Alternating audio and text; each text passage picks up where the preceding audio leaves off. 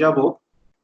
এখানে জিনিসটাকে আগে একটু ইন্ট্রোডিউস করে নেওয়া যাক, তারপরে কিছু টার্মিনোলজি কথা আমরা বলবো যেগুলো ফ্রিকুয়েন্টলি এই চ্যাপ্টারটায় কাজে লাগবে। আর তারপরে সিলেবাসে যে টপিকস গুলো আছে তার মধ্যে ঢুকবো আর কি। এখন তোমরা জানো যে ডাইইলেকট্রিক মেটেরিয়াল বলতে আমরা সেই মেটেরিয়াল গুলোকে বুঝি যার মধ্যে এফেক্টিভলি কোনো রকম ফ্রি ইলেকট্রন নেই, বা ফ্রি ইলেকট্রন থাকলেও তার ডেনসিটিটা ইজ ভেরি স্মল। অর্থাৎ একটা dielectric material basically electrical insulator. তো এখানে যে ইলেকট্রন গুলোর কথা আমরা বলি, সেই চার্জের কথা বলি, সেই চার্জ গুলো বেসিক্যালি বাউন্ড চার্জ। এই ইলেকট্রনস গুলো bound to the atoms or molecules of the material. এখন এই মেটেরিয়ালের মধ্যে যদি আমরা ডাইপোল মোমেন্ট দেখতে যাই, একটা বাল্ক ভলিউম নিয়ে সেখানে যদি ডাইপোল মোমেন্ট খুঁজি, তাহলে দেখতে পাবো যে ডাইপোল মোমেন্টটা zero in absence of an external electric field, even if the constituent molecules are polar. Polar molecule কি, নন পোলার মলিকিউল কি তোমরা জানোই, পরে সেটা একটু ডিসকাসও করা রয়েছে। ফর দি টাইম বিং আমি জিনিসটাকে এইভাবে বলতে চাইছি যে ধরো একটা ডাইইলেকট্রিক মেটেরিয়ালের যে কনস্টিটিউয়েন্ট মলিকিউলস গুলো, এরা polar molecule, meaning that constituent molecule গুলোর পার্মানেন্ট ডাইপোল মোমেন্ট আছে। কিন্তু তা সত্ত্বেও আমি মেটেরিয়ালটাকে যতক্ষণ না এক্সটার্নাল ফিল্ডে এক্সপোজ করছি, এর মধ্যে নেট কোনো রকম ডাইপোল মোমেন্ট থাকবে না। যখন একটা এক্সটার্নাল ইলেকট্রিক ফিল্ড এর মধ্যে বসানো হচ্ছে, in presence of some external electric field, dipole moment will be induced within the material. External electric ফিল্ডের মধ্যে বসালে মেটেরিয়ালটার মধ্যে একটা নেট ডাইপোল মোমেন্ট ডেভেলপড হবে এবং মেটেরিয়ালটা পোলারাইজড হবে। জিনিসটাকে তুমি একদম ম্যাগনেটাইজেশনের সাথে কম্পেয়ার করতে পারো। কোন একটা ম্যাগনেটিক মেটেরিয়ালের মধ্যে কনস্টিটিউয়েন্ট অ্যাটমগুলোর পার্মানেন্ট ম্যাগনেটিক মোমেন্ট থাকুক বা না থাকুক, in absence of the external electric field, মেটেরিয়ালটার মধ্যে নেট কোনো রকম ম্যাগনেটিক মোমেন্ট থাকে না। যখনই মেটেরিয়ালটাকে এক্সটার্নাল ফিল্ডের মধ্যে বসানো হয়, ডায়াম্যাগনেটিজম প্রপার্টি বা প্যারাম্যাগনেটিজম প্রপার্টি, এই সমস্ত প্রপার্টি গুলোর জন্য মেটেরিয়ালটার মধ্যে একটা নেট ম্যাগনেটিক মোমেন্ট ডেভেলপড হয়, অর্থাৎ মেটেরিয়ালটা ম্যাগনেটাইজড হয়। এখানেও সিমিলার একটা ফিনোমেনার কথা ডিসকাস করব, আমরা সিমিলার ফিনোমেনন ডিসকাস করব। আমরা একটা ডাইইলেকট্রিক মেটেরিয়ালের কথা ভাবছি, সেই ডাইইলেকট্রিক মেটেরিয়ালের কনস্টিটিউয়েন্ট মলিকিউল গুলো বা অ্যাটম গুলো, অ্যাটম যদি হয় তাহলে তো সেখানে ডাইপোল মোমেন্টের কোনো প্রশ্নই নেই, ইন্ট্রিনসিক ডাইপোল মোমেন্টের কোনো প্রশ্নই নেই। যদি কনস্টিটিউয়েন্ট গুলো মলিকিউল হয়, সেক্ষেত্রে মলিকিউল গুলো পোলার কি নন পোলার তার উপরে ডিপেন্ড করবে যে কনস্টিটিউয়েন্ট মলিকিউল গুলোর পার্মানেন্ট ডাইপোল মোমেন্ট আছে কি নেই। তো ধরে নেওয়া যাক যে একটা ডাইইলেকট্রিক মেটেরিয়াল, সেখানে তোমার মলিকিউল গুলো পোলার মলিকিউল বা নন পোলার মলিকিউল, অর্থাৎ কনস্টিটিউয়েন্ট যেগুলো, সেই কনস্টিটিউয়েন্ট গুলো ডাইপোল মোমেন্ট আছে বা নেই। যাই হোক না কেন, ইলেকট্রিক ফিল্ড যদি না অ্যাপ্লাই করা হয়, তাহলে মেটেরিয়ালটার মধ্যে নেট কোনো রকম ডাইপোল মোমেন্ট পাবো না। যখনই মেটেরিয়ালটাকে একটা এক্সটার্নাল ইলেকট্রিক ফিল্ডের মধ্যে বসানো হচ্ছে, এর মধ্যে একটা নেট ডাইপোল মোমেন্ট ডেভেলপ হচ্ছে বাই ডিফারেন্ট প্রসেসেস। কি কি প্রসেস সেইগুলো আমরা ডিসকাস করব। তো এই যে ডাইপোল মোমেন্ট ডেভেলপড হলো, এখানে আমরা বলতে পারি যে তাহলে মেটেরিয়ালটা পোলারাইজড হয়েছে। এই ফিনোমেননটাকে তোমরা জানো পোলারাইজেশন বলা হয়। তো আমরা এই চ্যাপ্টারে মেনলি এই টপিক গুলোই ডিসকাস করব, যে কিভাবে এই পোলারাইজেশন গুলো মেটেরিয়ালের মধ্যে ইনডিউসড হয়, মেটেরিয়ালটা কিভাবে পোলারাইজড হয়, what are the different processes by which a dielectric material can be polarised, what factors or properties the strength of the polarisation depends on, আর এর সাথে অ্যাসোসিয়েটেড যে ইলেকট্রিক্যাল প্রপার্টিজ গুলো আছে সেইগুলো নিয়ে আমরা এখানে ডিসকাস করব। আর প্রথম পার্টের যে ডিসকাশনটা, এখানে তোমাদের সিলেবাসটাকে সাংঘাতিক ভাবে বাড়িয়ে দেওয়া হয়েছে। মানে আমার সিলেবাসটা গতকাল আমি দেখছিলাম, দেখে মনে হচ্ছিল যে এইখানে তোমরা যদি ডাইরেক্ট্রিক প্রপার্টিজটা পড়ে ফেলো, তাহলে আর হায়ার স্টাডিজ করতে গিয়ে ডাইরেক্ট্রিক প্রপার্টিজ পড়ার দরকারই নেই, যা কিছু ছিল সবই দেওয়া হয়ে গেছে। দুটো চ্যাপ্টার এই টপিকটা উপর বেস করে আছে। তো প্রথম পার্টটায় ডাইরেক্ট্রিক প্রপার্টিজ অফ মেটেরিয়াল, এর প্রথম পার্টটায় আমরা শুধুমাত্র স্ট্যাটিক ইলেকট্রিক ফিল্ডের কথাই কনসিডার করব। ওকে। তো এই টপিকটা পড়তে গিয়ে বেশ কিছু টার্ম আমাদের ফ্রিকোয়েন্ট ইউজ করতে হবে। তার মধ্যে একটা হচ্ছে ডাইইলেকট্রিক কনস্ট্যান্ট বা relative permittivity. dielectric constant or relative permittivity. How is it defined? You know, the permittivity of a medium with respect to the permittivity of free space, epsilon by epsilon 0, এটাকে আমরা relative permittivity বা dielectric constant বলি। এটা বিভিন্ন জায়গায় বিভিন্ন রকম নোটেশনে represent করা হয়, আইদার এ অর এপসিলন আর। Next, let us recall the definition of polarization. এটা তোমার সেই অনেকটা ম্যাগনেটাইজেশনের মতোই আইডেন্টিক্যাল। আমরা একটা ডাইলেকট্রিক মেটেরিয়ালের মধ্যে কিছু একটা ভলিউম নিলাম, এই ভলিউমের মধ্যে নেট যে ডাইপোল মোমেন্ট সেইটা ধরো সাম ডেল মিউ। আমরা ডাইলেকট্রিক মেটেরিয়ালটার মধ্যে একটা ভলিউম ডেল টাও নিয়েছি, এই রিজিয়নটার মধ্যে নেট ইলেকট্রিক ডাইপোল মোমেন্ট হচ্ছে ডেল মিউ। তাহলে del tau tends to 0, del mu by del tau, এই জিনিসটাকে আমরা পোলারাইজেশন বলে থাকি। ডিফারেন্সিয়াল নোটেশনে যদি এটাকে লিখতে হয় তাহলে এটাকে আমরা লিখবো অ্যাজ ডি মিউ ডি টাও, ডি মিউ ডি টাও। ওকে, so the dipole moment content per unit volume of a material is called the polarization. এখান থেকে যদি আমার পোলারাইজেশনটা জানা থাকে তাহলে mu equals to P D টাও, এই ভলিউম ইন্টিগ্রালটা থেকে আমরা ডাইপোল মোমেন্টটা ক্যালকুলেট করে ফেলতে পারি, টোটাল ডাইপোল মোমেন্ট ক্যালকুলেট করে ফেলতে পারি। এরপর দেখো, একটা মেটেরিয়ালে ধরো n সংখ্যক অ্যাটমস বা মলিকিউলস রয়েছে পার ইউনিট ভলিউম। একটা মেটেরিয়ালের মধ্যে n সংখ্যক অ্যাটম বা মলিকিউল আছে পার ইউনিট ভলিউম। প্রত্যেকটা কনস্টিটিউয়েন্ট অ্যাটম বা মলিকিউলের নেট ডাইপোল মোমেন্টটা হচ্ছে mu, which is aligned in a given direction. অর্থাৎ সিচুয়েশনটা এইরকম আর কি, যে কতগুলো ডাইপোল মোমেন্ট একই দিকে রয়েছে, প্রত্যেকটা dipole moment is equal two mu. তো এইরকম যদি n সংখ্যক অ্যাটমস থাকে per unit volume, naturally polarisation within the material will be n into mu, একদম ম্যাগনেটাইজেশনের মতো। যেভাবে আমরা ম্যাগনেটাইজেশনটাকে ডিফাইন করেছিলাম এখানেও ঠিক পোলারাইজেশনটাকে ডিফাইন করা হলো। শুধুমাত্র তফাৎটা হচ্ছে এই জায়গাতেই, ওখানে আমরা ম্যাগনেটিক ডাইপোল মোমেন্টের কথা বলেছিলাম, এইখানে we are talking about the electric dipole moment। ওখানে আমরা ম্যাগনেটিক ফিল্ডের কথা বলেছিলাম, এখানে আমরা ইলেকট্রিক ফিল্ডের কথা বলছি। এটাই। নেক্সট, পোলারাইজেবিলিটি। পোলারাইজেবিলিটি বিভিন্ন ডাইলেকট্রিক মেটেরিয়ালের ক্ষেত্রে এই মিউটা এক্সটার্নাল ইলেকট্রিক ফিল্ডের সাথে বিভিন্ন রকম ভাবে রিলেটেড। হোয়াট আই সে, যে একটা মেটেরিয়ালকে ডাইলেকট্রিক মেটেরিয়ালকে যখন এক্সটার্নাল ফিল্ডের মধ্যে বসাচ্ছ, মেটেরিয়ালটার মধ্যে একটা নেট ডাইপোল মোমেন্ট ডেভেলপড হচ্ছে। তো এই যে ডাইপোল মোমেন্টটা ডেভেলপড হচ্ছে সেইটা এক্সটার্নাল ফিল্ড স্ট্রেংথ এর সাথে রিলেটেড। কিভাবে রিলেটেড, তার উপরে মেটেরিয়ালটাকে ক্লাসিফাই করা যায় as linear or non linear. For linear dielectric material the magnetic moment is proportional to the external electric field or mu equals to alpha into E। এই ধরনের material গুলোকে তাহলে আমরা লিনিয়ার ডাইলেকট্রিক মেটেরিয়াল বলি। এক্ষেত্রে এই যে আলফাটা দেখতে পাচ্ছ, এই আলফাটাকে বলা হয় polarisability of the material. Alpha is called the polarisability of the material.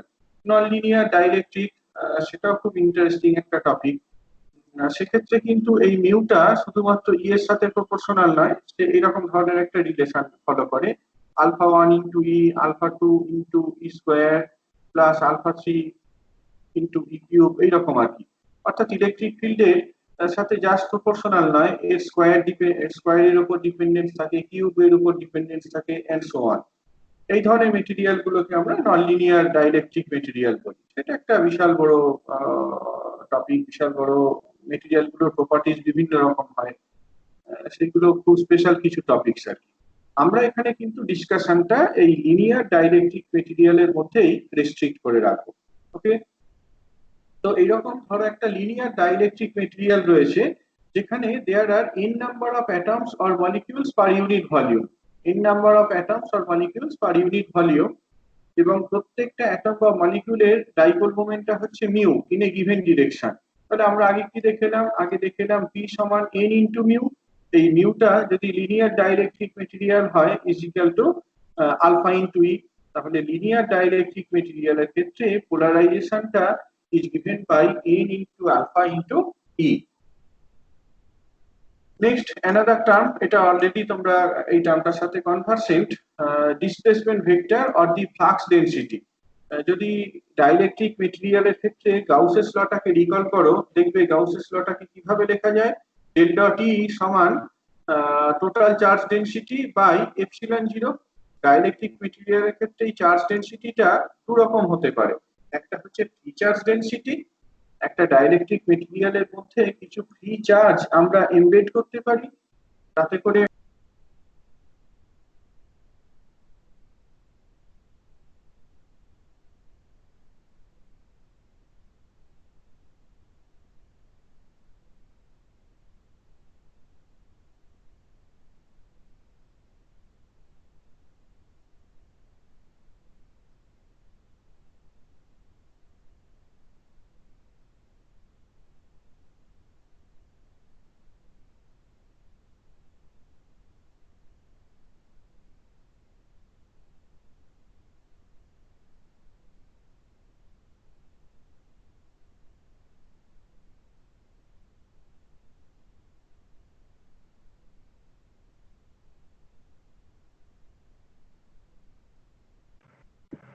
Sir আপনি মিউট হয়ে গেছেন।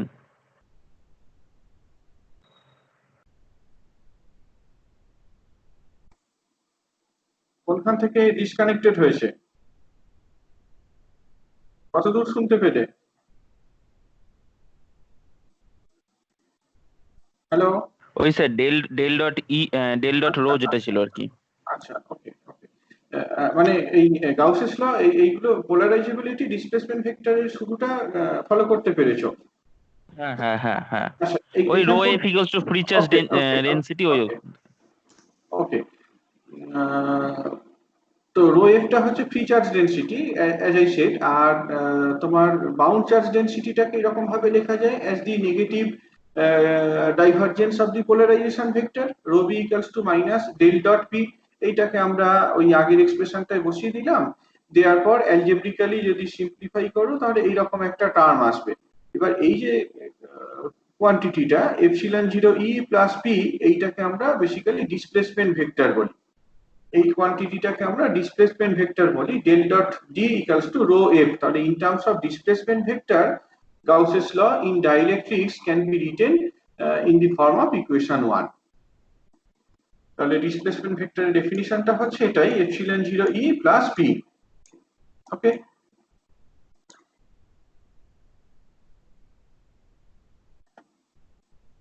এটাকে আমরা ইন্টিগ্রাল ফর্মেও কেমন হয় দেখেছি, ডেল ডট ডি সমান rho F, del dot D সমান রো এফ। এইটাকে যদি আমরা ভলিউম ইন্টিগ্রাল নিই, ভলিউম ইন্টিগ্রাল নেওয়ার পর লেফট সাইডটাকে ডাইভারজেন্স থিওরেম অ্যাপ্লাই করে সারফেস ইন্টিগ্রালে কনভার্ট করতে পারি, আর ডান দিকটাতে যদি ভলিউম ইন্টিগ্রাল নেওয়া হয় রো এফ ইনটু ডি টাও, সেটা করলে আমরা কি টোটাল চার্জটা পেয়ে যাব। দেখে শেষে তোমরা এটা গাউসেস লটা যদি আমরা ইন্টিগ্রাল ফর্মে লিখি তাহলে এইরকম হয়, যেখানে কিউএফটা basically total free charge enclosed by the Gaussian surface সেইটাকে রিপ্রেজেন্ট করে।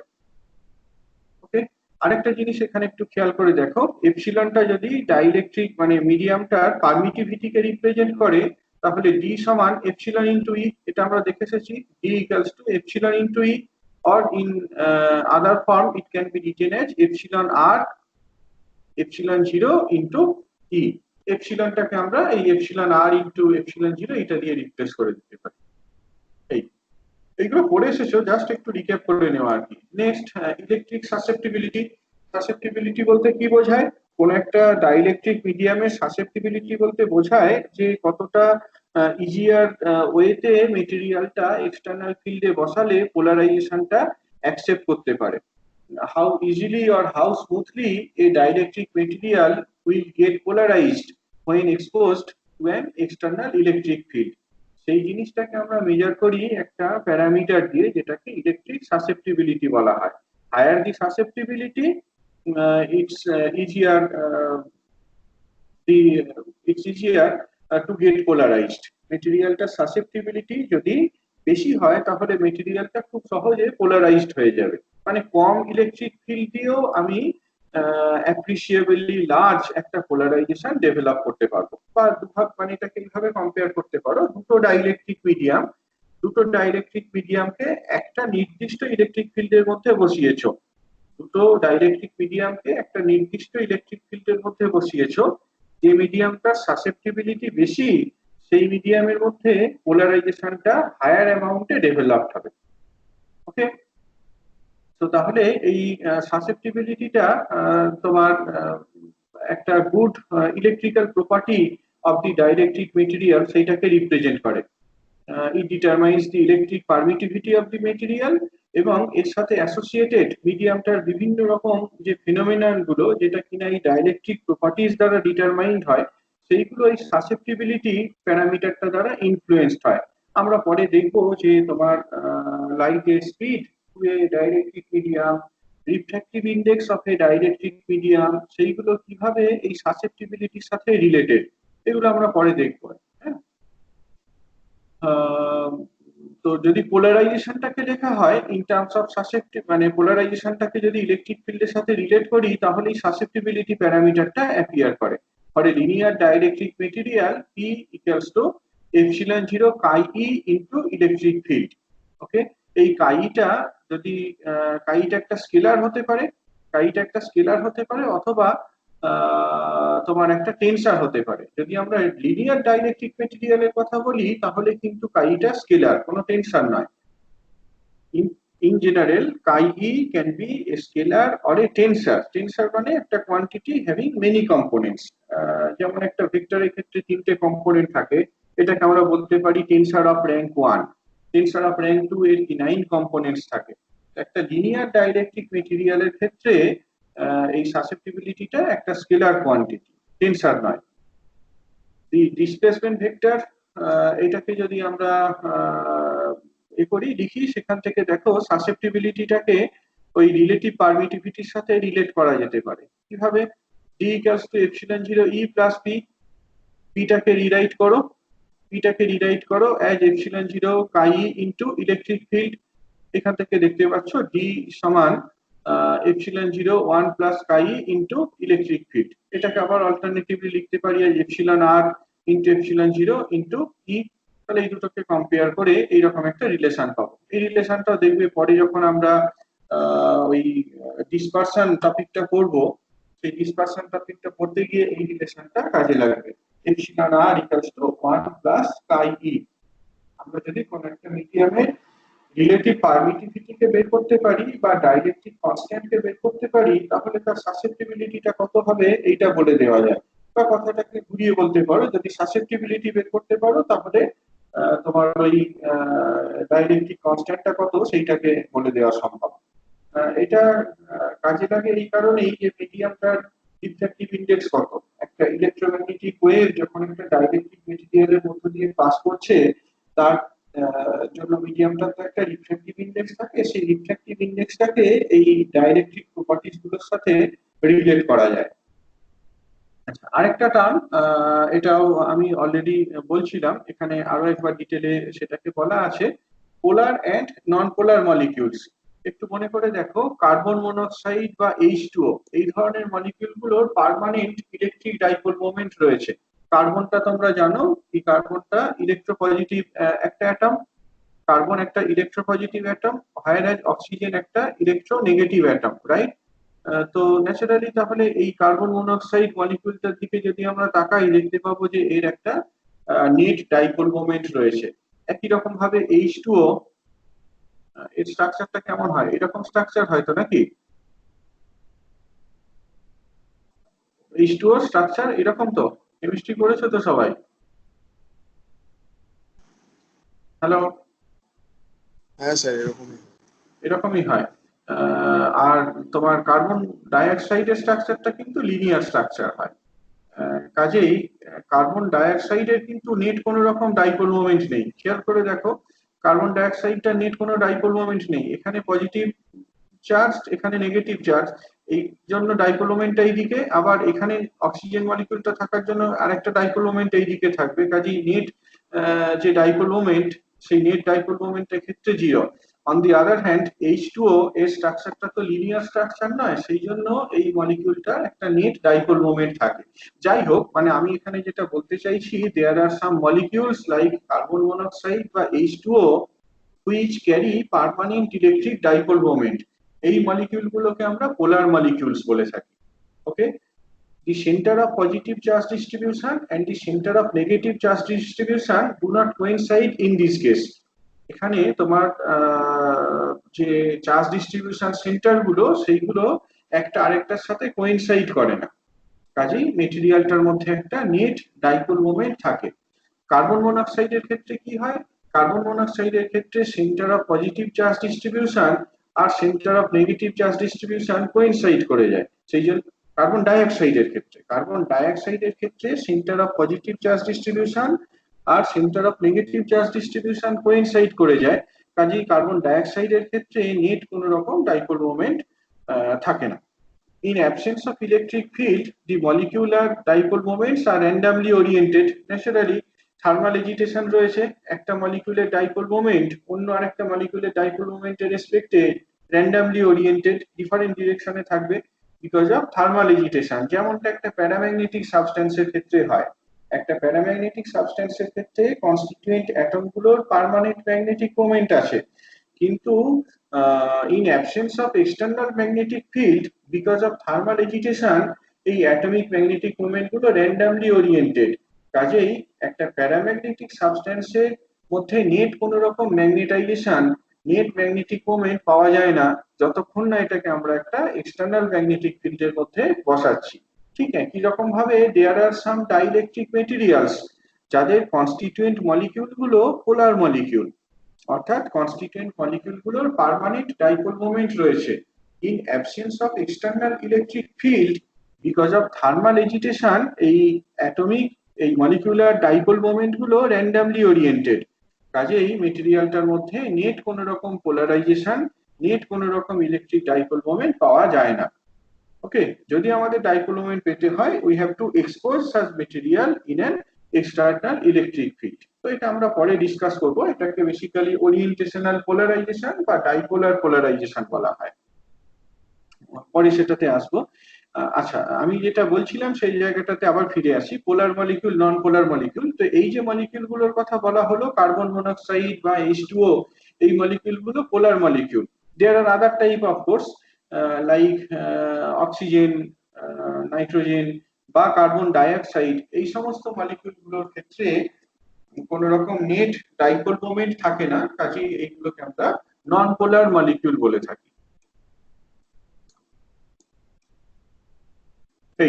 এবার দেখা যাক যে একটা ডাইইলেকট্রিক মেটেরিয়ালের মধ্যে পোলারাইজেশনটা কিভাবে ডেভেলপ হতে পারে।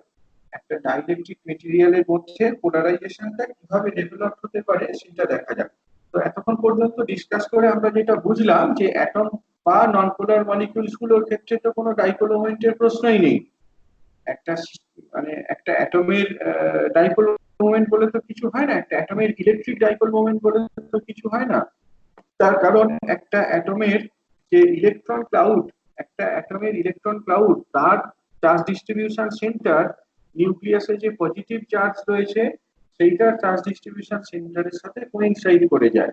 অ্যাটমটা ইলেকট্রিক্যালি নিউট্রাল, অ্যাটমের যে পজিটিভ চার্জ ডিস্ট্রিবিউশন সেন্টার আর ইলেকট্রন ক্লাউড তার চার্জ ডিস্ট্রিবিউশন সেন্টার এই দুটো কোইনসাইড করে।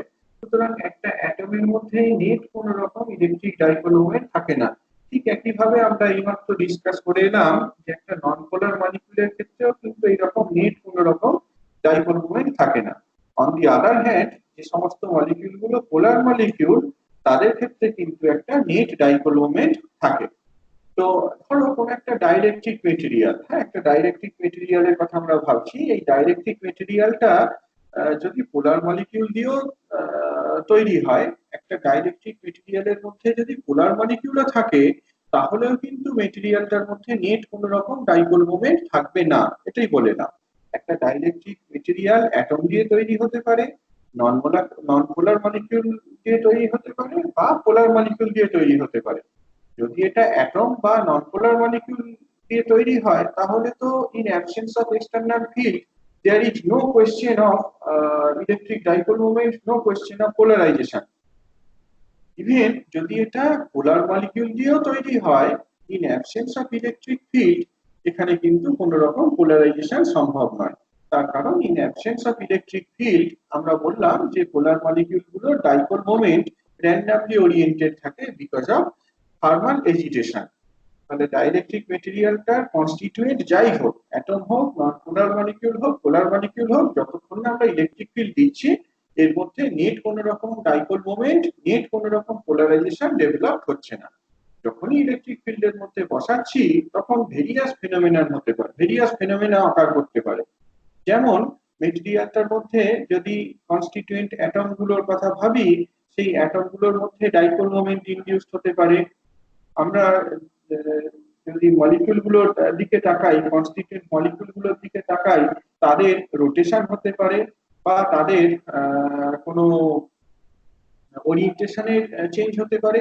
Accordingly in presence of external electric field এই মেটেরিয়ালটার মধ্যে ডাইপোল মোমেন্ট ডেভেলপ হতে পারে, অর্থাৎ মেটেরিয়ালটা পোলারাইজড হতে পারে। এখানে আমরা এই তিন ধরনের পোলারাইজেশন নিয়ে বলবো।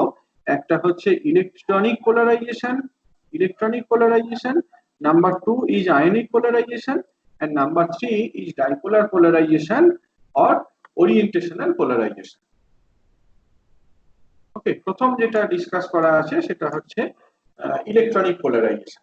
ইলেকট্রনিক পোলারাইজেশন বলতে কি বোঝায় দেখো, এটা আমি আগেই বলে রাখি, এইটাকে আমরা তো এই পোলারাইজেশনটাকে ম্যাগনেটাইজেশনের সাথে কম্পেয়ার করছি, ডাইইলেকট্রিক প্রপার্টিজটাকে ম্যাগনেটিক প্রপার্টির সাথে ফ্রিকোয়েন্টলি কম্পেয়ার করছি। আমরা ম্যাগনেটিজম পড়ার সময় ডায়াম্যাগনেটিজম প্রপার্টিটা পড়েছিলাম। ইলেকট্রনিক পোলারাইজেশনটা অনেকটা তোমার এই ডায়াম্যাগনেটিজম প্রপার্টির সাথে কম্পারেবল।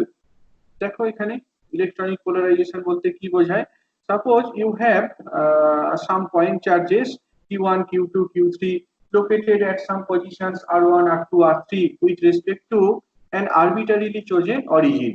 তাহলে সেই ডিসক্রিট চার্জ ডিস্ট্রিবিউশনটার জন্য ইলেকট্রিক ডাইপোল মোমেন্ট কত হয় সেটা আমরা এই ফর্মুলা থেকে দিয়ে দিতে পারি। Mu vector equals to qi ri vector some q1 r1 plus q2 r2 plus q3 r3 and so on। দেখে এসেছো এটা তোমরা আগে। এখন এটাও মনে করতে পারছো যে যদি একটা সিস্টেম ইলেকট্রিক্যালি নিউট্রাল হয় অর্থাৎ সিস্টেমের নেট চার্জটা যদি জিরো হয়, তাহলে dipole moment of the charge distribution is independent of choice of origin. একটা চার্জ ডিস্ট্রিবিউশনের ক্ষেত্রে টোটাল চার্জটা যদি জিরো হয়, তাহলে সেই সিস্টেমটার যে ডাইপোল মোমেন্ট সেটা independent of the choice of origin. সিস্টেমটার একটা ইউনিক ডাইপোল মোমেন্ট থাকবে, আমি যে কোনো অরিজিনের রেসপেক্টই দেখি না কেন। For example, you may consider two charges plus e and minus e which are separated by some distance d। তোমরা জানো এই সিস্টেমটার electric dipole moment is always e into d no matter with respect to what origin I describe। যে কোনো অরিজিনের রেসপেক্টই আমি describe করি না কেন, একটা প্লাস ই চার্জ আর একটা মাইনাস ই চার্জ, এদের রিলেটিভ সেপারেশন যদি ডি হয়, অলওয়েজ এই সিস্টেম অফ চার্জ ডিস্ট্রিবিউশনটা ডাইপোল মোমেন্টটা ই ইনটু ডি এইটার সাথে সমান। ওকে, এইটা প্রিলিমিনারি নলেজ, এইটার উপর বেস করে আমরা এই ইলেকট্রনিক পোলারাইজেশনটা ডিসকাস করব। একটা ফ্রি অ্যাটমের কথা ভাবো, অ্যাটমস আর electrically neutral as you know. Free atom বলতে আমরা বলতে চাইছি অ্যাটমটা কোন রকম এক্সটার্নাল ইলেকট্রিক ফিল্ডকে ফেস করছে না। ওকে, যেহেতু অ্যাটমটা electrically neutral, it does not carry any dipole moment in absence of external electric field। কেন ডাইপোল মোমেন্ট ক্যারি করে না সেটা আমি আগেই বললাম, যে একটা অ্যাটমের ক্ষেত্রে ধরো এইটা হচ্ছে তোমার ইলেকট্রন ক্লাউড, যেটা কিনা স্ফেরিক্যাল ইন শেপ। এর ক্ষেত্রে চার্জ ডিস্ট্রিবিউশন সেন্টারটা কোথায় থাকবে, একদম এই স্ফিয়ারটার সেন্টারে, রাইট? চার্জ ডিস্ট্রিবিউশন সেন্টারটা এই স্ফিয়ারটার সেন্টারে থাকবে। What is mean by the centre of charge distribution, বলতে পারবে কেউ? চার্জ ডিস্ট্রিবিউশন সেন্টার বলতে কি বলতে চাইছি?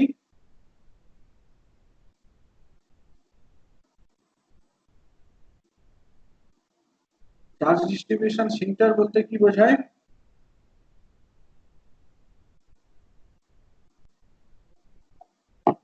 কেউ জানো না? জিজ্ঞাসা করছো না কেন তাহলে? সেন্টার অফ চার্জ ডিস্ট্রিবিউশন বলতে এমন একটা পয়েন্টকে বোঝাচ্ছে যে যার জন্য এই চার্জ ডিস্ট্রিবিউশনটার বাইরে কোনো পয়েন্টে ইলেকট্রিক ফিল্ড বা পোটেনশিয়ালটা একই রকম হয় যদি এই সেন্টারে টোটাল চার্জটা কনসেন্ট্রেটেড থাকতো। ধরো তোমার একটা স্ফেরিক্যাল চার্জ ডিস্ট্রিবিউশন, হ্যাঁ, একটা স্ফেরিক্যাল চার্জ ডিস্ট্রিবিউশন সেই চার্জটা ইউনিফর্মলি ডিস্ট্রিবিউটেড। ইউনিফর্মলি নাও হতে পারে, স্ফেরিক্যাল চার্জ ডিস্ট্রিবিউশন বলছি। স্ফেরিক্যাল চার্জ ডিস্ট্রিবিউশন বলছি, এই কথার অর্থ হচ্ছে চার্জ ডিস্ট্রিবিউশনটা ফাংশন অফ আর অনলি।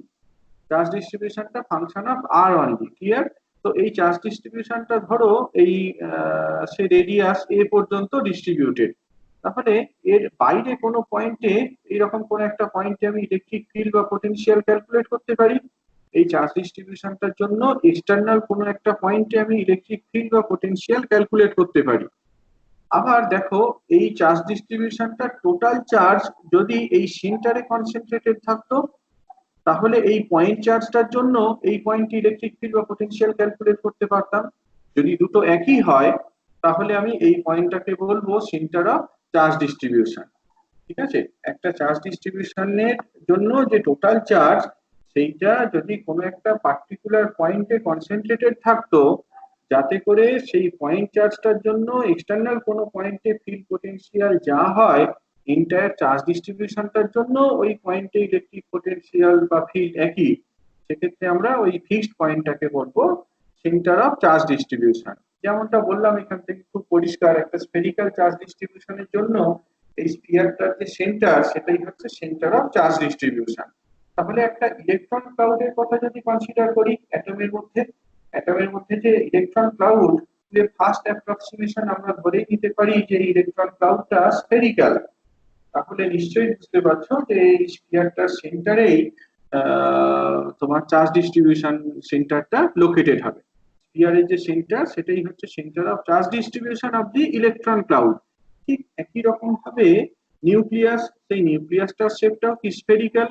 তার মধ্যে যে প্রোটন চার্জ গুলো রয়েছে, পজিটিভ চার্জ গুলো রয়েছে, তারাও তোমার মোরলেস ইউনিফর্মলি ডিস্ট্রিবিউটেড। সেক্ষেত্রেও সেন্টার অফ চার্জ ডিস্ট্রিবিউশনটা ওই নিউক্লিয়াসের যে সেন্টার, সেই জায়গাতে লোকেটেড হবে। তাহলে দেখতে পাচ্ছ, in absence of external electric field, আমরা যদি এইরকম নিউট্রাল একটা অ্যাটমের কথা কনসিডার করি, centre of electron charge distribution will coincide with the nucleus.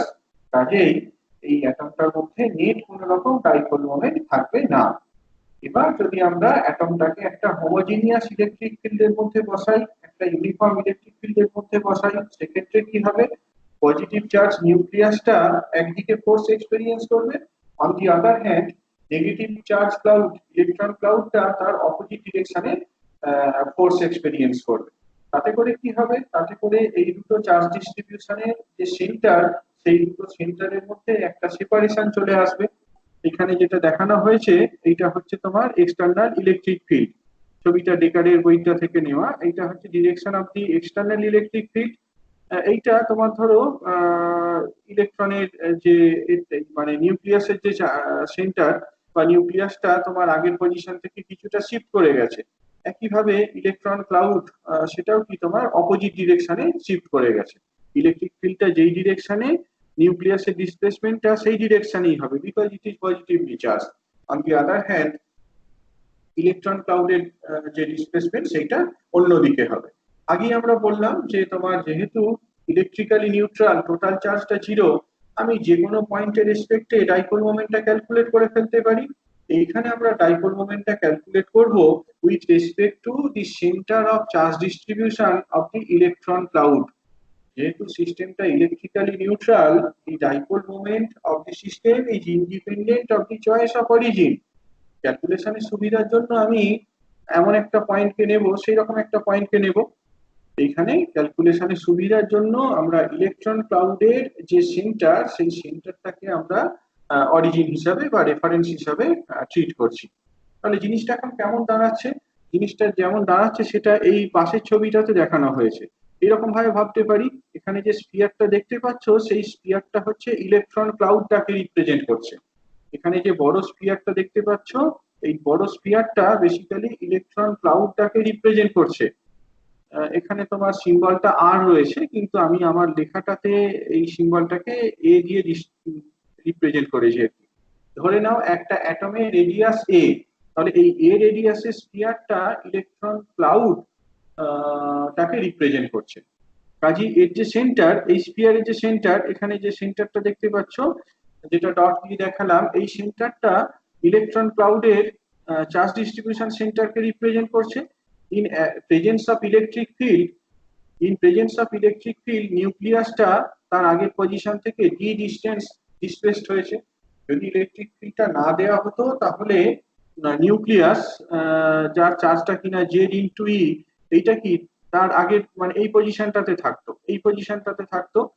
যেহেতু ইলেকট্রিক ফিল্ড দেওয়া হয়েছে সেই জন্য নিউক্লিয়াসটা তার আগের পজিশনটা থেকে কিছুটা ডিসপ্লেসড হয়ে গেছে, by some amount say D সরে গেছে। তাহলে আমরা জিনিসটাকে এরকম ভাবে ভাবতে পারি যে there is a positive charge ZD within a uniformly charged sphere. একটা পজিটিভ চার্জকে আমরা একটা ইউনিফর্মলি চার্জ মানে নেগেটিভলি চার্জ স্ফিয়ারের মধ্যে কোনো একটা পয়েন্টে রেখেছি। সেটা তার উপর তাহলে ফোর্স কত হয় ইজিলি বের করে ফেলতে পারি। আমরা প্রথমেই যেটা করব সেটা হচ্ছে এই নিউক্লিয়াসটার উপর ইলেকট্রন ক্লাউডের জন্য ইলেকট্রিক ফিল্ডটা কত বা ইলেকট্রিক ফোর্সটা কত। আমরা দেখেছি যে একটা ইউনিফর্মলি চার্জ স্ফিয়ারের ভিতরে কোনো পয়েন্টে একটা নন জিরো ইলেকট্রিক ফিল্ড থাকে। যদি কোনো একটা ইউনিফর্মলি চার্জ স্ফিয়ারের কথা কনসিডার করি, ধরো টোটাল চার্জটা হচ্ছে জেড ইন্টু ই, রাইট? ইলেকট্রনের চার্জ ই, আর যে অ্যাটমটা নিয়েছি তার অ্যাটমিক নাম্বার হচ্ছে জেড। তাহলে টোটাল চার্জটা কত? ইলেকট্রনের টোটাল চার্জ হচ্ছে জেডি। চার্জ ডিস্ট্রিবিউশনের রেডিয়াসটা কত? এ। তাহলে এই সেন্টার থেকে যদি আমরা ডি ডিস্টেন্স দূরে ইলেকট্রিক ফিল্ড ক্যালকুলেট করি, একটা ইউনিফর্মলি চার্জ স্ফিয়ার তার সেন্টার থেকে সাম ডি ডিস্টেন্স দূরে ভিতরে ইলেকট্রিক ফিল্ডটা ক্যালকুলেট করি, তার এক্সপ্রেশন এটা হয়। এটা তোমরা সেমিস্টার 2 তে দেখেছো, গাউসের ল লাগিয়ে ক্যালকুলেট করে ফেলা যায়। এই ক্ষেত্রে তাহলে ভ্যালুটা হবে জেইডি বাই 4πε0 a কিউব। ওকে, ইকুইলিব্রিয়ামের কথা যদি কনসিডার করি, নিউক্লিয়াসের পজিশনটা ইলেকট্রন ক্লাউডের যে চার্জ ডিস্ট্রিবিউশন সেন্টার সেখান থেকে ডি ডিস্টেন্স দূরে আছে। এই অবস্থায় কি জিনিসটা ইকুইলিব্রিয়ামে রয়েছে।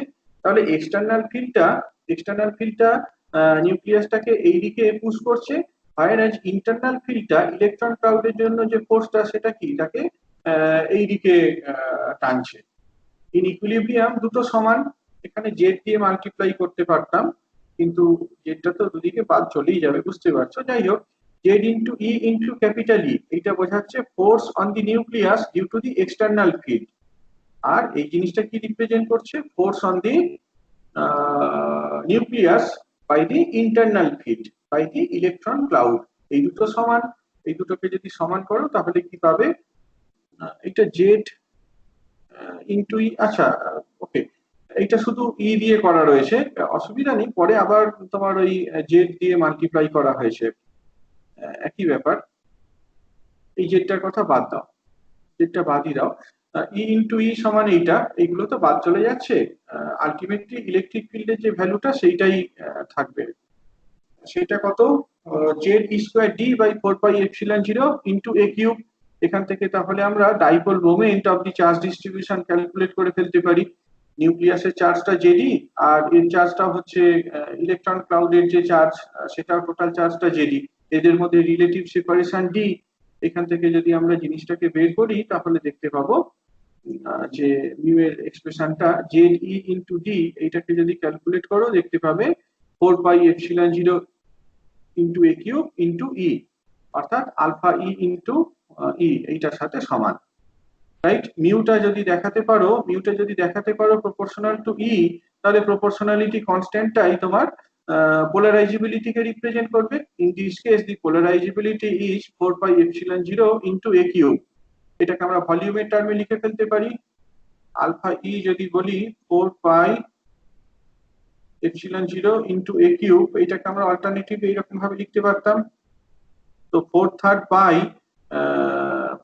পাই এটা বাদ, 4/3 পাই ইন্টু এ কিউব, এই জিনিসটা কি? ভলিউম। তাহলে জিনিসটা কেমন দাঁড়াচ্ছে? 3ε0 ইন্টু ভি, এইটার সাথে সমান। এখানে ভিটা তাহলে অ্যাটমিক ভলিউমকে রিপ্রেজেন্ট করছে। আমরা এখান থেকে তাহলে দেখাতে পারি যে ইলেকট্রনিক পোলারাইজেবিলিটিটা এই অ্যাটমিক ভলিউমের সাথে প্রপোর্শনাল। অ্যাটমিক ভলিউমটা যত বড় হবে ন্যাচারালি তোমার ইলেকট্রনিক পোলারাইজেবিলিটিটা বেশি হবে। বলো কোথাও ডিসকাশন থাকলে।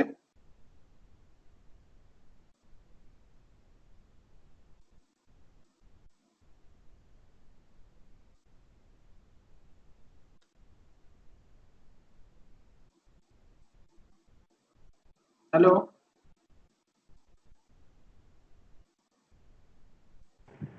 না স্যার, ঠিক আছে। ওকে, এইটার উপর ফার্দার কিছু জিনিস ডিসকাস করা রয়েছে। এখানে আমরা যে পয়েন্টগুলো বললাম সেখান থেকে বেশ কিছু জিনিসকে কনক্লুড করে ফেলা যায়। যেমন প্রথমত এখানে যেটা বলার সেটা হচ্ছে electronic polarization is common to all.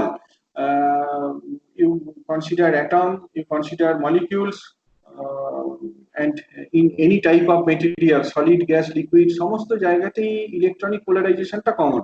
এখানে ডিসকাশন থেকে যেটা বুঝতে পারলে যে যখনই মানে প্রত্যেকটা মেটেরিয়ালেরই কনস্টিটিউয়েন্ট গুলোর মধ্যে তো এরকম অ্যাটম রয়েছে, আর অ্যাটম গুলোকে যদি ইলেকট্রিক মানে মেটেরিয়ালটাকে যদি ইলেকট্রিক ফিল্ডের মধ্যে বসানো হয়, অ্যাটম গুলোকে যদি ইলেকট্রিক ফিল্ডের মধ্যে বসানো হয়, তাহলে এইরকম ধরনের পোলারাইজেশন ডেভেলপ হবে। তাহলে ইলেকট্রনিক পোলারাইজেশনটা কমন। ঠিক যেমন একটা পয়েন্ট আমরা পেয়েছিলাম in the context of diamagnetism, আমরা বলেছিলাম যে ডায়াম্যাগনেটিজম প্রপার্টিটা একটা কমন প্রপার্টি। আমরা ফেরোম্যাগনেটিক মেটেরিয়ালের কথা কনসিডার করি বা প্যারাম্যাগনেটিক মেটেরিয়ালের কথা কনসিডার করি, যে ধরনের মেটেরিয়ালই হোক না কেন ডায়াম্যাগনেটিজমটা একটা কমন প্রপার্টি। এইখানেও তাই, electronic polarization is common to all materials. আমরা অ্যাটম, মলিকিউল বা সলিড, লিকুইড, গ্যাস সমস্ত জায়গাতেই ইলেকট্রনিক পোলারাইজেশনটা পাবো। The electronic polarizability of an atom is proportional to the atomic volume. আমরা অলরেডি দেখিয়ে এলাম আলফা ইটা অ্যাটমিক ভলিউম এর সাথে প্রপোর্শনাল। একটা রাফ এস্টিমেট করতে পারো, তোমরা জানো একটা অ্যাটমের size is of the order of angstrom. Just একটা তোমার এস্টিমেট করতে পারো। ইনফ্যাক্ট এর থেকে কিছুটা বড়ই হয়, এর থেকে কিছুটা বড়ই নেওয়া যেতে পারতো। যাই হোক, একটা অ্যাটমের যে রেডিয়াস, সেই রেডিয়াসটা অ্যাংস্ট্রম অর্ডারের। কাজেই অ্যাটমিক ভলিউমটার অর্ডার অফ ম্যাগনিটিউড কত? অ্যাটমিক ভলিউমটার ম্যাগনিটিউড টা হচ্ছে of the order of 10⁻⁻30। In fact এর থেকে কিছুটা বেশি। আর 4πε0 এটাও তোমরা জানো কত হয়। 1/4πε0 সমান 9 × 10⁻9 ইন এসআই ইউনিট। কাজে 4πε0 is around 10⁻10 when expressed in SI unit। তাহলে যদি আমরা পোলারাইজেবিলিটিটা ক্যালকুলেট করি, ইলেকট্রনিক পোলারাইজেবিলিটি ক্যালকুলেট করি 3ε0 ইন্টু ভি, সেইটার অর্ডার অফ ম্যাগনিটিউডটা হবে এইরকম আর কি, 10⁻40 এসআই ইউনিটে যদি আমরা ইলেকট্রনিক পোলারাইজেবিলিটিটাকে এক্সপ্রেস করি, তার অর্ডার অফ ম্যাগনিটিউডটা 10⁻40। ইনফ্যাক্ট এর থেকে কিছুটা বড় এই R. For a many electron atom, আমরা তো এখানে বেসিক্যালি মেনি ইলেকট্রন অ্যাটমের কথাই কনসিডার করা হলো। মানে ওয়ান ইলেকট্রন অ্যাটমই বলো বা মেনি ইলেকট্রন অ্যাটমের কথাই বলো, সমস্ত জায়গাতেই এরকম ধরনের ইলেকট্রনিক পোলারাইজেশন ফেনোমেননটা অ্যাপিয়ার করবে। তো ইলেকট্রনিক মেনি ইলেকট্রন অ্যাটমের ক্ষেত্রে জিনিসটাকে আমরা দেখো আরেকটু ডিটেলে স্টাডি করতে পারি। যে সমস্ত অ্যাটমগুলোর ক্ষেত্রে অনেকগুলো ইলেকট্রন রয়েছে, ন্যাচারালি সেক্ষেত্রে পোলারাইজেবিলিটিটা লার্জার হবে as compare to the atoms with few electrons. তার কারণ লার্জার অ্যাটম মানে কি, হেভিয়ার অ্যাটম মানে কি, মেনি ইলেকট্রন অ্যাটম মানে হচ্ছে হেভিয়ার অ্যাটম। এর যে অ্যাটমিক রেডিয়াস বা অ্যাটমিক ভলিউম সেইটা বড়। অ্যাটমিক ভলিউম, অ্যাটমিক রেডিয়াস যদি বড় হয়, আমরা দেখলাম পোলারাইজেবিলিটিটা বড় হবে। পার্টিকুলারলি যদি আরেকটু ভালো করে দেখো, যে সমস্ত ইলেকট্রন গুলো আউটার সেলে রয়েছে, তারা কিন্তু আরো বেশি পরিমাণে কন্ট্রিবিউট করবে পোলারাইজেবিলিটি। Electrons in the outer cells contribute more than the inner cell electrons, as the outer cell electrons are loosely bound.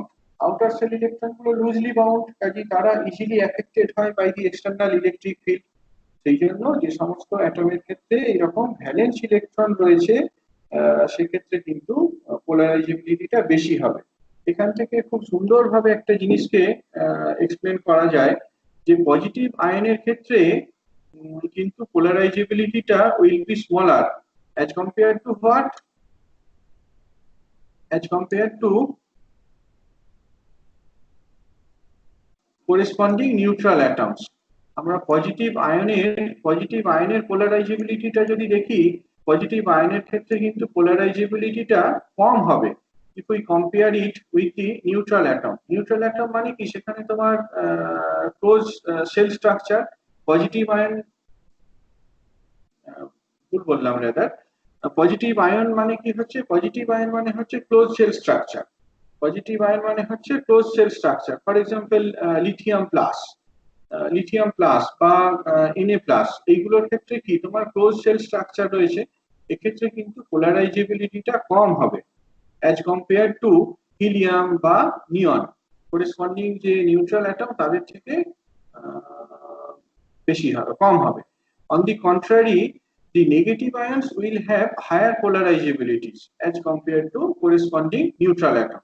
যেগুলো নেগেটিভ আয়নে তো তোমার বেশি সংখ্যক ইলেকট্রন রয়েছে, নেগেটিভ আয়নে বেশি সংখ্যক ইলেকট্রন রয়েছে, কাজেই সেক্ষেত্রে কিন্তু পোলারাইজেবিলিটিটা বেশি হবে। এখানে ওই ডেকারের বই থেকে নেওয়া কতগুলো ডেটা, যদিও এই নাম্বারগুলোকে সিজিএস ইউনিটে রয়েছে, দেওয়া রয়েছে, নাম্বারগুলো ইম্পর্টেন্ট নয়, রাদার আমি কম্পেয়ার করতে পারি আর কি, অ্যাবসলিউট নাম্বার ইম্পর্টেন্ট নয়, কম্পেয়ার করতে পারি আমি। এরকম একটা একে নাও,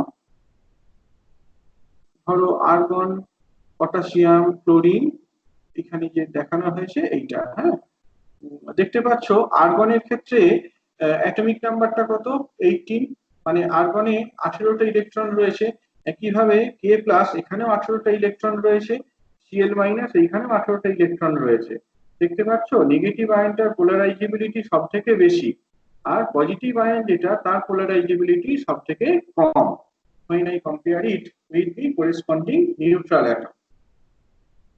পয়েন্টটা ক্লিয়ার হলো? কি বললাম, নেগেটিভ আয়ন যদি হয়, নেগেটিভ আয়নের ক্ষেত্রে পোলারাইজেবিলিটিটা বেশি হয়। জাস্টিফাই করতে পারবে কেন? এটা কি খুব ক্লিয়ার হলো?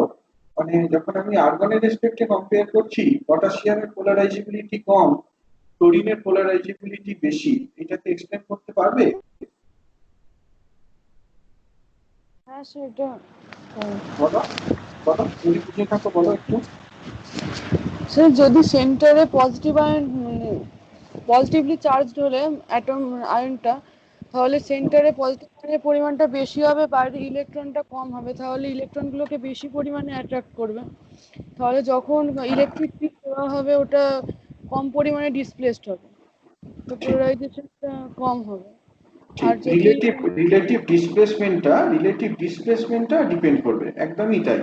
যদি আমরা পজিটিভ আয়নের কথা কনসিডার করি, পজিটিভ আয়নের ক্ষেত্রে রিলেটিভ ডিসপ্লেসমেন্টটা কম হবে। তার কারণ তোমার এখানে কি হচ্ছে, তোমার পজিটিভ আয়ন যখন কনসিডার করছো সেখানে ধরো কে প্লাসের সেন্টারে তোমার কটা নিউক্লিয়ন রয়েছে? 19টা। কটা প্রোটন আছে? 19টা প্রোটন আছে, কিন্তু ইলেকট্রনের সংখ্যাটা কত?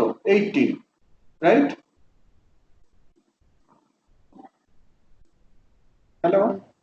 হ্যাঁ স্যার, হ্যাঁ হ্যাঁ, তারপর তাহলে তাহলে ইলেকট্রনগুলোকে বেশি পরিমাণে অ্যাট্রাক্ট করবে, তাহলে ডিসপ্লেসমেন্ট, যখন ইলেকট্রিক ফিল্ডের জন্য ডিসপ্লেসমেন্ট হবে সেটা কম হবে, এমনিতে অ্যাটমের স্ট্রাকচারটাও কমে যাচ্ছে। এখানে তোমার ডিসপ্লেসমেন্ট না বলে আমার বোধহয় ভলিউম দিয়ে বললে বেটার হতো নাকি? ভলিউম দিয়ে বললে বেটার হবে, মানে এই রিলেটিভ ডিসপ্লেসমেন্ট দিয়ে এ করা যাচ্ছে না। রিলেটিভ ডিসপ্লেসমেন্টটাকে অন্যরকম ভাবে তুমি ভাবতে পারো, মাসের টার্মে ভাবতে পারো, মাসের টার্মে ভাবতেই পারো। মাসের ডিস্টরশন টার্মে, হচ্ছে কি মানে ভলিউম? হ্যাঁ হ্যাঁ হ্যাঁ, ভলিউমটার ক্ষেত্রে দেখো কি রকম, কে প্লাস মানে কি এখানে তো একটি ইলেকট্রন কম আছে, কে প্লাস মানে এখানে একটা ইলেকট্রন কম রয়েছে, কাজেই এখানে তোমার ভলিউম ডিস্টরশন বা এর যে ভলিউমটা সেই ভলিউমটা কম। On the other hand chlorine minus এইটার কথা যদি বলো, এর ভলিউমটা কি লার্জ, ক্লোরিন মাইনাস এইটার ভলিউমটা লার্জ, তার কারণ এখানে তোমার বেশি ইলেকট্রন রয়েছে। এইটা একটা আর্গুমেন্ট। আরেক রকম ভাবে বলতে পারো, সেটা হচ্ছে যে তোমার কে প্লাসের ক্ষেত্রে তোমার প্রোটন কতগুলো আছে? 19টা। কে প্লাসের ক্ষেত্রে 19টা প্রোটন, আর ক্লোরিন মাইনাসের ক্ষেত্রে কি 17টা প্রোটন। কাজেই তোমার পটাশিয়ামের নিউক্লিয়াসটা হেভিয়ার, ক্লোরিনের নিউক্লিয়াসটা এই মানে তুমি যদি এর কথা ভাবো, রিলেটিভ ডিসপ্লেসমেন্টের কথা ভাবো, পটাশিয়ামের এটা হেভিয়ার, ক্লোরিনের যে নিউক্লিয়াসটা সেটা কি রিলেটিভলি লাইটার। কাজে একটা গিভেন ইলেকট্রিক ফিল্ডে পটাশিয়াম নিউক্লিয়াসটার যতটা ডিসপ্লেসমেন্ট হবে, ক্লোরিনটার ক্ষেত্রে ডিসপ্লেসমেন্টটা তার থেকে কিছুটা বেশি হবে। এরকম ভাবে ভাবতে পারো। আর কোনো এক্সপ্লেনেশন, আর কোনো আর্গুমেন্ট?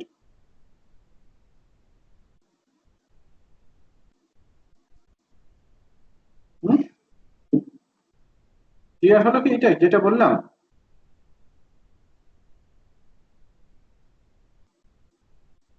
হ্যালো? হ্যাঁ স্যার। এইরকম ভাবেই ভাবতে পারো আর কি। আর ভলিউম দিয়েও একটু ভেবে দেখতে পারো। আমরা তো এখানে একটা জিনিস দেখালাম, এইটা থেকে বোধহয় আরো ক্লিয়ারলি বলা সম্ভব। আলফা ই সমান কত দেখানো হলো? 3 ইন্টু এপসিলন 0 ই ইন্টু ভি, এইটার সাথে সমান, রাইট? আলফা ই সমান 3 এপসিলন 0 ইন্টু ভি, এইটার সাথে সমান। এখানে যে অ্যাটমিক রেডিয়াস, সেই অ্যাটমিক রেডিয়াসটা জানো কিভাবে ভ্যারি করে জেড এর সাথে? অ্যাটমিক রেডিয়াসটা জেড এর সাথে কিভাবে ভ্যারি করে জানো? According to Bohr theory, Bohr model sir. কিভাবে ভ্যারি করে বলতো জেড এর সাথে?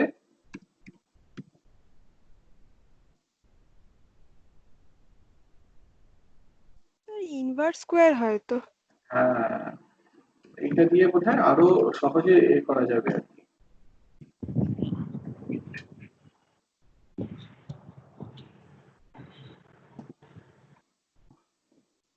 বোরস মডেল থেকে যদি দেখো অ্যাটমিক রেডিয়াসটা ইনভার্স স্কোয়ার নাকি ইনভার্সলি সেটা আমার খুব ডিটেলে মনে নেই, এটা একটু দেখে নিও। এটা কিন্তু তোমার ওই 1/z এই ডিপেন্ডেন্স রয়েছে, সেটা জেড স্কোয়ারও হতে পারে বা তোমার সিম্পলি জেডও হতে পারে, খুব শিওর নই আমি। তাহলে এখান থেকে দেখো জেডটা যদি লার্জার হয় অ্যাটমিক ভলিউমটা কি কম হবে। জেডটা যদি লার্জার হয় তাহলে রেডিয়াসটা কম হবে, অ্যাটমিক ভলিউমটা সেক্ষেত্রে কম হবে, পোলারাইজেবিলিটিটা সেক্ষেত্রে কম হবে। এখানে আর্গন কে প্লাস আর ক্লোরিন মাইনাস এইগুলোর দিকে তাকাও, তার ক্ষেত্রে জেডটা সব থেকে বেশি এই পটাশিয়াম প্লাসের জন্য জেড ইকুয়ালস টু 19, আর্গনের ক্ষেত্রে জেড ইকুয়ালস টু 18, আর ক্লোরিন মাইনাসের ক্ষেত্রে Z equals to 17। So that justifies the negative ion has the larger electronic polarizability as compared to corresponding neutral atom. ঠিক আছে, এইটা বোধহয় আরো সলিড একটা আর্গুমেন্ট আর কি। এইটা আমার এই ফর্মুলাটা এক্স্যাক্টলি মনে নেই, কিন্তু যাই হোক সেটা জেড এর সাথে ইনভার্সলি প্রপোর্শনাল হোক বা জেড স্কোয়ারের সাথে ইনভার্সলি প্রপোর্শনাল হোক, ইন আইদার কেস জেডটা যদি বড় হয় তাহলে অ্যাটমিক রেডিয়াসটা ছোট হবে, এইটাতে কোনো কনফিউশন নেই। জেডটা বড় মানে কি প্রোটন চার্জটা বেশি, জেড বড় মানে প্রোটন চার্জ বেশি, কাজেই প্রোটন চার্জ বেশি হলে অ্যাটমটা আরো কম্প্যাক্ট হবে, অ্যাটমিক ভলিউমটা কম হবে। অ্যাটমিক ভলিউম কম হলে সেক্ষেত্রে পোলারাইজেবিলিটিটা কম হবে, ইলেকট্রনিক পোলারাইজেবিলিটি কম হবে। এটা একটা খুব ইম্পর্টেন্ট পয়েন্ট। হ্যাঁ, 2 নম্বরের কোশ্চেন এখান থেকে দেওয়া যেতে পারে বা তোমার এমসিকিউ এই ধরনের কোশ্চেন গুলো থাকে, যে তোমার এই তিনটে অ্যাটম দিয়ে দেওয়া হলো, মানে argon k plus chlorine minus, এইগুলোর মধ্যে কার ইলেকট্রনিক পোলারাইজেবিলিটি বেশি, এইটাকে বলতে বলা হলো। ঠিক আছে, আর্গুমেন্টটা হচ্ছে এটাই। যদি আমরা আরেকটা পয়েন্ট এখানে বলা রয়েছে, আগেই তো বললাম যে তোমার ইলেকট্রনিক পোলারাইজেবিলিটিটা একটা কমন ফেনোমেনন, সমস্ত মেটেরিয়ালের ক্ষেত্রেই এইটা দেখা যায়। তবে এটা নোট করার মতো ব্যাপার, আমি ওখানে ম্যাগনিটিউডটাও দেখালাম, এটা কিন্তু ভেরি উইক একটা ফেনোমেনন। বুঝতেই পারছো, একটা নিউক্লিয়াসের তুমি ডিসপ্লেসমেন্টের কথা বলছো বা ইলেকট্রন ক্লাউডের ডিস্টরশনের কথা বলছো, এগুলো খুব উইক একটা ফেনোমেনন। কাজে ইলেকট্রনিক পোলারাইজেবিলিটিটা কমন হলেও এটা একটা ভেরি উইক ফেনোমেনন। যে সমস্ত মেটেরিয়ালে তোমার এই ওরিয়েন্টেশনাল পোলারাইজেশন দেখা যায়, সেখানেও আমরা ইলেকট্রনিক পোলারাইজেশন পাবো, কিন্তু ইলেকট্রনিক পোলারাইজেশনটা এতটাই small as compare to orientational polarisation, যে বেসিক্যালি ইলেকট্রনিক পোলারাইজেশনটা সাপ্রেসড থাকবে। এটাই আর কি। এরপর এখানে অ্যাটমিক আর আয়নিক পোলারাইজেশন এটাকে ডিসকাস করা আছে। আমরা এখন পর্যন্ত বেসিক্যালি একটা ফ্রি অ্যাটমের ক্ষেত্রে বা আয়নের ক্ষেত্রে কেমন হয় বিহেভিয়ারটা সেটা দেখলাম। একটা ক্লোরিন মাইনাস অ্যাটম, একটা ক্লোরিন মাইনাস আয়ন বা পটাশিয়াম প্লাস আয়ন বা আর্গন অ্যাটম, এদের ক্ষেত্রে স্ট্যাটিক ইলেকট্রিক ফিল্ডের মধ্যে বসালে ইলেকট্রনিক পোলারাইজেশন কিভাবে ডেভেলপ হয় সেটা ডিসকাস করা হলো। এখন পোলার মলিকিউল কি, নন পোলার মলিকিউল কি, এইগুলো ডিসকাস করেছি already. Polar molecules will experience torque and it will align in the direction of the external field. যে ফিনোমেননটাকে আমরা ওরিয়েন্টেশনাল পোলারাইজেশন হিসাবে জানি, সেটা আমরা পরের টপিকে ডিসকাস করব, ইনফ্যাক্ট পরের দিনে ডিসকাস করব। The atoms or ions in molecules can be displaced from the equilibrium separation due to external field. এই জিনিসটাকে বলা হয় অ্যাটমিক পোলারাইজেশন। এটাকে অ্যাটমিক পোলারাইজেশন বা আয়নিক পোলারাইজেশন বলা হয়।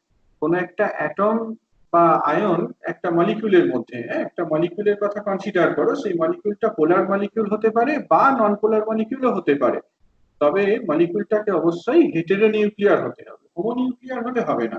আমি এখন যে পোলারাইজেশনটা ডিসকাস করতে যাচ্ছি, অ্যাটমিক পোলারাইজেশন বা আয়নিক পোলারাইজেশন, এই পোলারাইজেশনটা পোলার মলিকিউল বা নন পোলার মলিকিউল দু ধরনের মলিকিউলের ক্ষেত্রেই পাওয়া যেতে পারে। তবে নন পোলার মলিকিউল হলে মলিকিউলটাকে কিন্তু হেটেরোনিউক্লিয়ার হতে হবে, অর্থাৎ নাইট্রোজেন মলিকিউল, অক্সিজেন মলিকিউল, এই ধরনের মলিকিউলগুলোতে কিন্তু আমরা অ্যাটমিক বা আয়নিক পোলারাইজেশন এক্সপেক্ট করব না। On the other hand CO2 molecule, CO2 মলিকিউলটা কিন্তু হেটেরোনিউক্লিয়ার মলিকিউল, আর CO2 মলিকিউলটা নন পোলার মলিকিউল। CO2 মলিকিউলের ক্ষেত্রে কিন্তু আমরা এরকম আয়নিক পোলারাইজেশন বা অ্যাটমিক পোলারাইজেশনটা এক্সপেক্ট করব।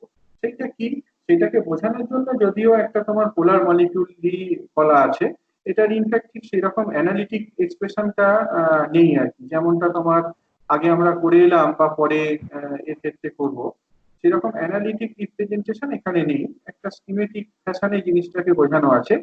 একটা পোলার মলিকিউলের কথাই কনসিডার করো, Na+Cl-, অর্থাৎ এর এমনি একটা পার্মানেন্ট ডাইপোল মোমেন্ট আছে, এর একটা এমনিটি পার্মানেন্ট ডাইপোল মোমেন্ট আছে,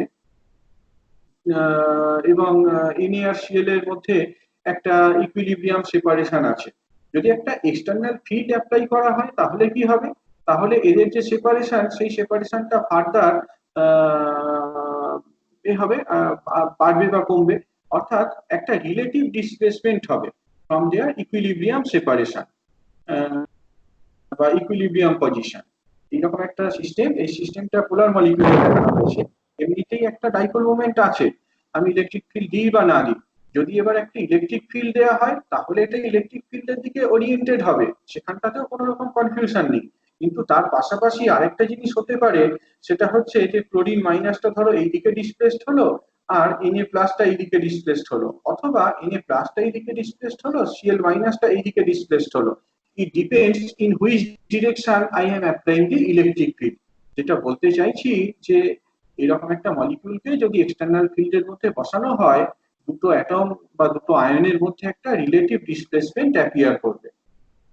তো ন্যাচারালি এখানে তাহলে একটা ডাইপোল মোমেন্ট ইনডিউসড হবে, যে ডাইপোল মোমেন্টটা is proportional to the relative displacement. এটাকে আমরা এইরকম Q*(x) এরকম ভাবে লিখে ফেলতে পারি। কিউটা হচ্ছে চার্জ অফ ইচ আয়ন আর এক্সটা হচ্ছে রিলেটিভ ডিসপ্লেসমেন্ট। এবার যদি একটা রেস্টোরিং ফোর্স কাজ করে, একটা রেস্টোরিং কাজ করে পার ইউনিট ডিসপ্লেসমেন্ট, সেক্ষেত্রে QE এইটা ইকুয়াল টু F*(x), QE এটা F*(x) এর সাথে সমান হবে, বা x টা হচ্ছে QE/F। তাহলে ডাইপোল মোমেন্টের এক্সপ্রেশনে যদি x টাকে বসিয়ে দিই, উই হ্যাভ Q²E/F, অর্থাৎ Q, এই ডাইপোল মোমেন্টটা দেখতে পাচ্ছি ইলেকট্রিক ফিল্ডের সাথে প্রপোর্শনাল। এই জিনিসটাকে আমরা অ্যাটমিক বা আয়নিক পোলারাইজেবিলিটি বলতে পারি। যদিও রিলেশনটা ঠিক খুব ইউনিক নয় আর কি, বিভিন্ন সিস্টেমের ক্ষেত্রে এটা বিভিন্ন রকম হতে পারে। ইনফ্যাক্ট একটা H2O মলিকিউলের ক্ষেত্রে আমরা এইরকম অ্যাটমিক বা আয়নিক পোলারাইজেশনের কথা বলতে পারি। ধরো এটা হচ্ছে H2O মলিকিউল, এই H2O মলিকিউলের ক্ষেত্রে আমরা এইরকম অ্যাটমিক বা আয়নিক পোলারাইজেশনের কথা বলতে পারি। ইলেকট্রিক ফিল্ডটা কিভাবে দিচ্ছি, মলিকিউলটা কিভাবে আছে, তার উপরে ডিপেন্ড করবে এই বন্ড অ্যাঙ্গেলটা কেমন ভাবে চেঞ্জ করছে। এই বন্ড অ্যাঙ্গেলটা যদি চেঞ্জ করে তাহলে কিন্তু এই মলিকিউলটার মধ্যে একটা ডাইপোল মোমেন্ট ইনডিউসড হতে পারে। এখানে সেটাই বলা হয়েছে, in external electric field bond angles like the molecules CCl4 can be changed and it can develop atomic or ionic polarization. However, we cannot model for the atomic or ionic polarizability analytically. Analytically কিন্তু এটাকে এরকম ভাবে model করা সম্ভব নয়। আমরা এটা conclude করব যে যে সমস্ত অ্যাটম বা মানে যে সমস্ত হেটেরোনিউক্লিয়ার মলিকিউল গুলো রয়েছে, এই হেটেরোনিউক্লিয়ার মলিকিউল গুলো পোলার মলিকিউল হোক বা নন পোলার মলিকিউল হোক, when placed in an external electric field, atomic or ionic polarization will be developed. যদি হেটেরোনিউক্লিয়ার মলিকিউলের কথা কনসিডার করি, এটা পোলারই হোক নন পোলারই হোক, when placed in an external electric field, atomic or ionic polarization will be developed. Separation between the ions or atoms বা bond angle এর change between the atoms, সেটা এই ইলেকট্রিক ফিল্ডটা করতে পারে। যখন আমরা হেটেরোনিউক্লিয়ার মলিকিউলটাকে এক্সটার্নাল ফিল্ডের মধ্যে বসাচ্ছি, এই এক্সটার্নাল ফিল্ডটা অ্যাটম বা আয়নগুলোর মধ্যে একটা রিলেটিভ সেপারেশন ডেভেলপ করতে পারে, বা এদের যে ওরিয়েন্টেশন বন্ড অ্যাঙ্গেল, সেই বন্ড অ্যাঙ্গেল গুলো চেঞ্জ হতে পারে, তাতে করে এই মলিকিউলটার মধ্যে একটা ডাইপোল মোমেন্ট ডেভেলপড হবে। এটার স্ট্রেংথটাও খুব বিশাল কিছু নয়। অ্যাটমিক পোলারাইজেবিলিটি বা আয়নিক পোলারাইজেবিলিটি এটা যে খুব স্ট্রং তা নয়, তবে এইটা stronger as compare to electronic polarisability. Atomic polarisability বা আয়নিক পোলারাইজেবিলিটি এইটার স্ট্রেংথটা is relatively large as compare to electronic polarisability. The most dominant one is the orientational polarizability বা ডাইপোলার পোলারাইজেবিলিটি। এটা আমরা পরের দিনকে ডিসকাস করব। বলো এখানে যদি কোনো ডাউট থাকে।